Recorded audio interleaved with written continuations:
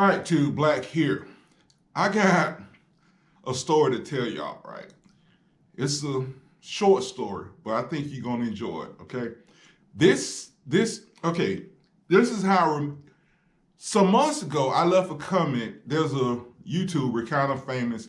I think his name is Tyreek. He's a little light brown skinned gay boy, cute as hell.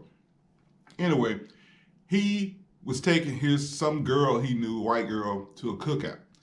Anyway, I left a comment telling this story that I'm getting ready to tell y'all and forgot all about it. It never occurred to me to make a video about it. But here we go. I have a cousin named Devin, all right? Devin is black as hell. Devin is so black, he can go outside butt naked, and if he don't open his eyes or mouth, you won't see him. Devin father, my uncle, used to joke all the time and say, boy, if you ever have kids, you better marry a white woman. Because you marry a black woman, the kids gonna disappear. They're gonna come out so black, they're gonna disappear. Something like that, anyway. Well, my cousin went in the military, went to Germany, fell in love with white women. He loved white women, okay? He gets back to Atlanta. He marries this white girl named Ashely. And how white can you be and your name is Ashely? Okay. She cute as hell. She's real nice. She's not the white, she's the kind of white female that acts white. She doesn't try to be black. She just herself, which is cool. I don't have a problem with that. Anyway, we had a cookout one time. The first cookout Ashely came to. Everybody loved calling her name. All you heard was Ashely, Ashely, Ashely, Ashely, Ashely. And she finally said, I have a nickname. I forgot what her nickname was. But anyway, my cousin was talking about my aunt collard greens. My aunt collard greens, man, they was probably the best collard green. They were better than my mama collard green. They was the best. They had the right amount of seasoning. You didn't have to put nothing in there, right? But anyway, my cousin says to my aunt, Auntie, these collard greens are swinging. You must have put your foot in them. Okay, that's an expression. It means that you did a good job, or you did a good job. Well, Devin did not tell me this for like a few months because Ashely made him promise that he wouldn't tell what happened. Devin comes home. Devin's brother is also named Dennis, and he got a brother named, what the hell is his other brother name? Danny. Devin, Dennis, and Danny. Don't ask me what the hell's wrong with my aunt, but she did that.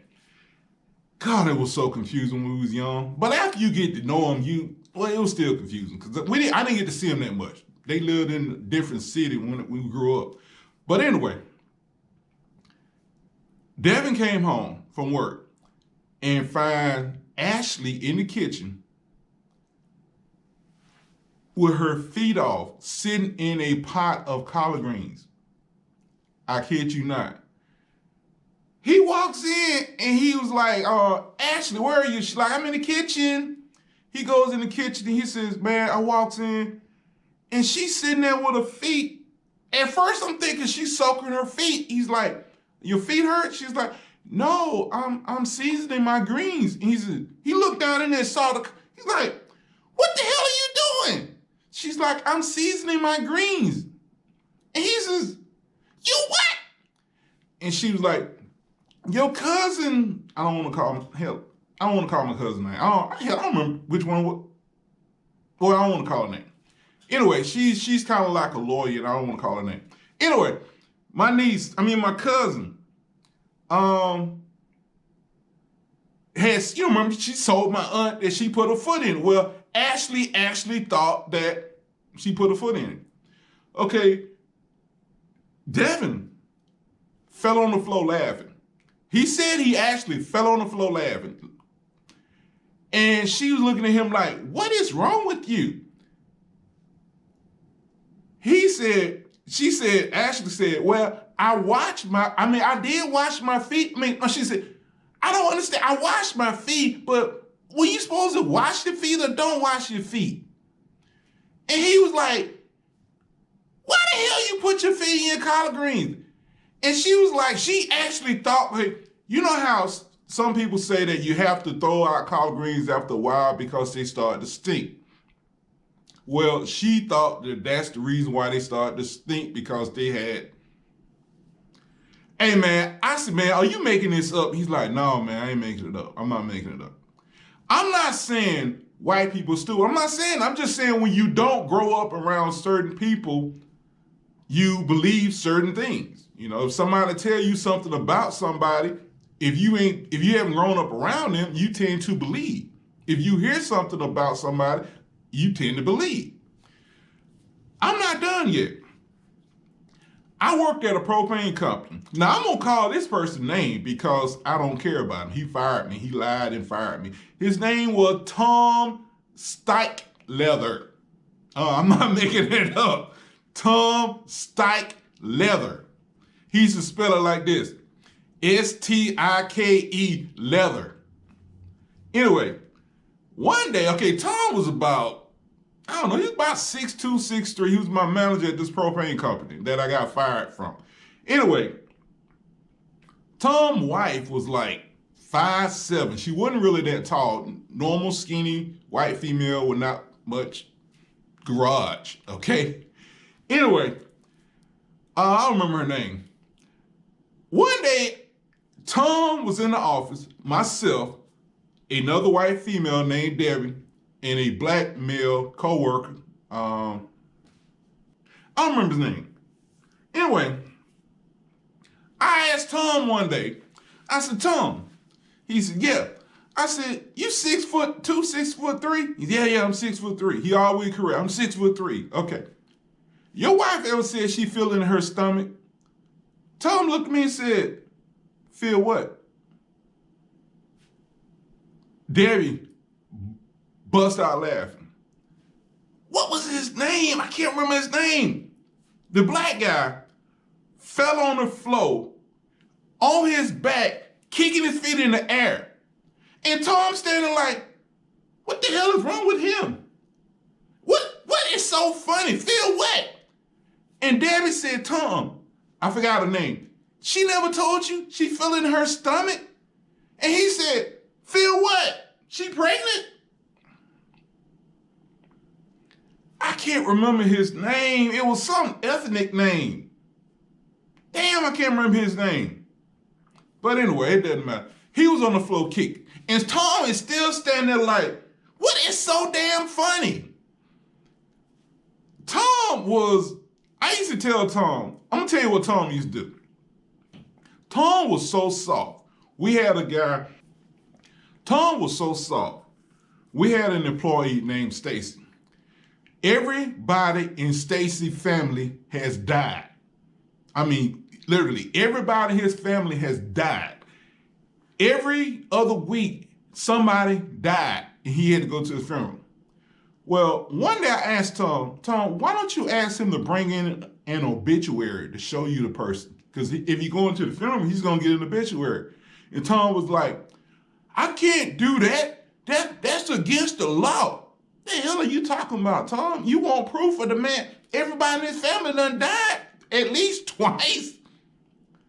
But anyway, Tom was a trip. Oh, I'm going to tell you how I got fired. All right. Okay, I told this story before, but I'm going to tell you again. Real simple. Okay.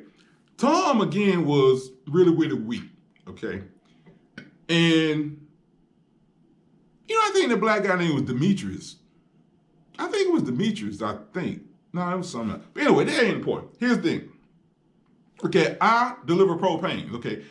Those forklift propane tanks that's be on forklifts, right? I used to deliver them to customers. I pick up the empty and give them fulls. Okay. My truck had about 130 tanks on my truck. I didn't want to keep more because the truck didn't like to stop. They were putting cheap brakes on the damn trucks and the brakes would overheat.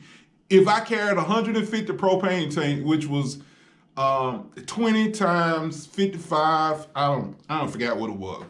It was that little bit of extra weight with the damn truck didn't like to stop. Well, anyway, so sometime when I run out of tank, just say I might get a new customer and I have to give this new customer 20 tanks. So now instead of having 130 tanks in my truck, I have 110 tanks, right? So of course I'm gonna run out. So I might come up to work on Saturday or Sunday and I might go out and we had a yard full of bad propane tanks. A lot of times they just need small things done to them. So I'll pick out about 20 tanks, fix them, and put them on my truck. Okay, so now I'm back up to 130. All right, now, say I might lose a customer a week from now, and now there is 100, I get 20 tanks. So now I have that 130 plus 20 more, I have 150 tanks in my truck, right? So I might not be feeling good one day. Say I don't feel good. So I come in early and it might be 30 tanks still full on my truck. Okay, well Tom would run his butt out there and grab them 30 tanks and take them off my truck and put them on Demetrius' truck, okay? And it would piss me off. So I told him one day, Tom, do not take any more tanks off my truck and give them to Demetrius. Because remember, I'm coming up on Saturday and Sunday fixing tanks, not getting paid for it. So it's like I'm doing free work and giving it to Demetrius. I'm not doing that. So I told him, do not take any more tanks off my truck. So Tom tells me, if I take any more tanks off your truck, what are you going to do about it? And I said, my exact words were, we will cross that bridge when we get there. Those were my exact words. Anywho, Tom had a supervisor named Jesse. Jesse had asked me several times to spill the beans on Tom, but I wouldn't do it because I like Tom. You know, I mean, I kind of liked him. He was cool. He was weak, but he was cool. I mean, I did my job, so I didn't really have a problem with him. Well, anyway, Tom started pissing me off about some other stuff. I don't remember what it was. And I decided to go to Jesse and tell Jesse the truth, right? Well, Jesse was out of town, and there was another white lady, worked his secretary or whatever, who I thought couldn't stand Tom. At least Tom couldn't stand her anyway. Well, I told her, when I should have just said, tell Jesse to call me when you come back in town, what I should have did. But I told her because I thought she didn't like Tom. But you got to remember, WPs stick together. Very seldom will a WP take the word of a BM and fire a white P. Anyway, instead of her telling Jesse what I said, she went back and told Tom. So that when Tom cooked up that story back when I said we will cross that bridge when we get there, he told a lie and said that I said I would kick his ass if he taking any more tanks off my truck. Now, when Jesse heard that, Jesse and I have talked before. I mean, he didn't spend as much time around me as he did Tom, but we had talked before and he knew that that didn't sound right. But remember, a WP told him that. Tom told him that. So he figured that Tom wouldn't lie. Tom's not gonna lie. Well, Tom lied. Well, anyway, Tom fired me, right? And 3 months later, Tom got fired because my buddy Ron went to Jesse and told Jesse the truth. That he went straight to Jesse this time and told Jesse what happened. And Jesse actually called Tom, well, he told Ron to call me and asked me to come back up there and he would give me my job back. But I was driving propane truck. I have been driving propane truck for six months, I think. I ended up stopping by the job one day to talk to my buddy Ron because Ron had became like the supervisor and Jesse happened to be there. And he, took me in the office and he talked, he apologized and this, that, and the other. He said that, he's like, man, I didn't think that was you, man, but I didn't think Tom would lie. Whatever, man. But anyway, that's the end of the story. It's Dre. Y'all have a good day. Bye.